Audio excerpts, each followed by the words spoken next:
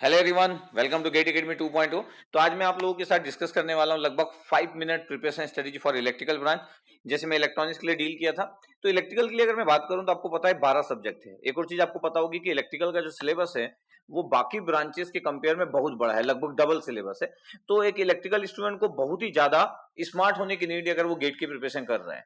तो अगर मैं बोलूं कि उसको किन किन चीजों पर ध्यान देना चाहिए, तो मेरे अकॉर्डिंग पहला पॉइंट जो है वो मैथ्स और एप्टीट्यूड है। 28 मार्क्स है। इस 28 मार्क्स में से एनी हाउ 25 मार्क्स का मिनिमम आपको स्कोर होना चाहिए। तो मिनिमम 25, मैक्सिमम 28, ये हमारे थॉट में रहना चाहिए। तो मैथ्स और एप्टीट्यूड को आप टॉप प्रायोरिटी में रखो। अब उसके बाद जो आता है कॉमन सब्जेक्ट की बात करता हूं। तो कॉमन सब्जेक्ट में भी कुछ सब्जेक्ट का वेटेज ज्यादा है इलेक्ट्रिकल के पॉइंट ऑफ व्यू से, कुछ सब्जेक्ट का वेटेज कम है। तो मेरे को लगता है कि पहले किन सब्जेक्ट का वेटेज पे केयर करना चाहिए, network control and signal.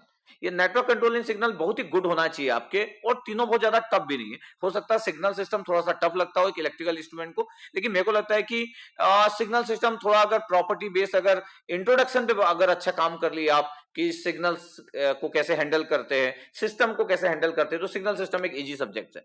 Control system और नेटवर्क को भी मैं ज्यादा टफ सब्जेक्ट नहीं मानता हूं। अब बात बचती है, ये तीन हो गए और वो दो, पांच सब्जेक्ट हो चुके। मैं अब कोर की बात करता हूं। कोर में है machine, power electronics, power system. लेकिन मेरे अकॉर्डिंग एक इलेक्ट्रिकल स्टूडेंट को पीएसए जो है वो ज्यादा इजी लगता होगा, सेकंड नंबर पे पावर इलेक्ट्रॉनिक्स और थर्ड नंबर पे मशीन लगता होगा। ये 90% लोगों का ये सोचना है और ये सच भी है।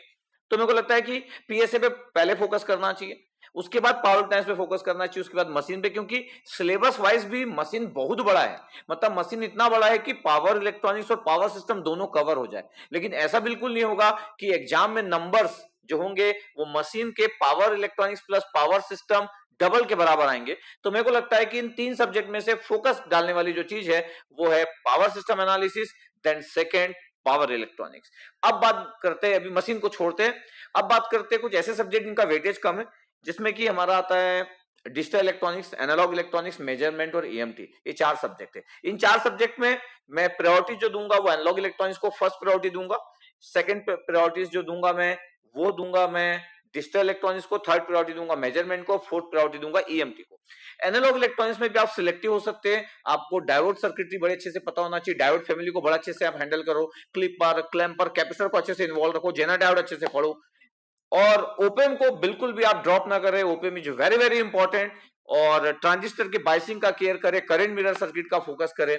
एम्पलीफायर को बहुत ज्यादा फोकस में डालने की जरूरत नहीं है, बहुत ज्यादा टाइम देने की जरूरत नहीं है, स्मार्ट स्टडी करें एक BJT amplifier and MOSFET amplifier की।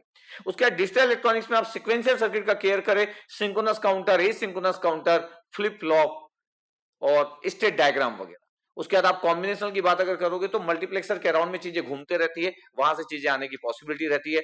तो ऐसा करके करना चाहिए। मेजरमेंट में ब्रिजेस वाला पार्ट है, और मेजरमेंट में अगर एक या दो क्वेश्चन ऐसे आ गए जिससे एआईआर 1 से भी नहीं बनता है तो don't worry for that.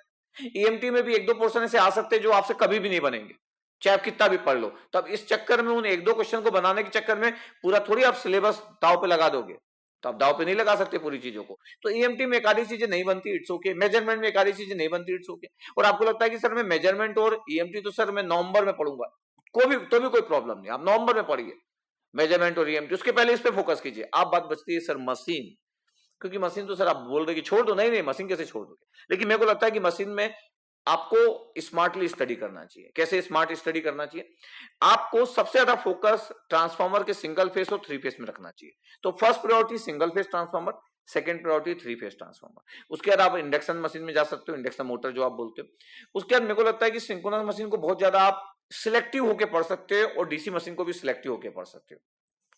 Selective बोलने का मतलब है कि जिन एरिया से क्वेश्चन आते हैं वहीं पे, जिन एरिया से क्वेश्चन नहीं आते या मिनिमम आए उनको ड्रॉप कर दो।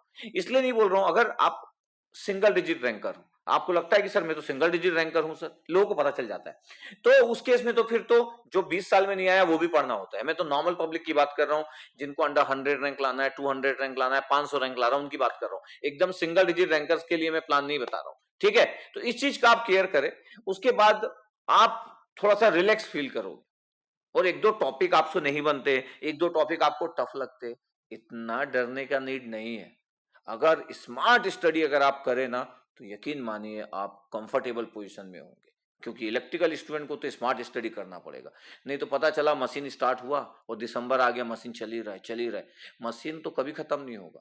पता है आपके पास जो 15 साल से मशीन पढ़ा रहे हैं, उनको फिर से अगर री एडिट करना है अपना या मॉडिफिकेशन करना है मशीन में, तो उनको भी 6 महीना चाहिए, यकीन मानिए। तो आप तो स्टूडेंट हो, तो ऐसा भी ना हो कि दिसंबर तक सिर्फ एक सब्जेक्ट चल रहा है मशीन, तो फिर तो आप खत्म हो गए।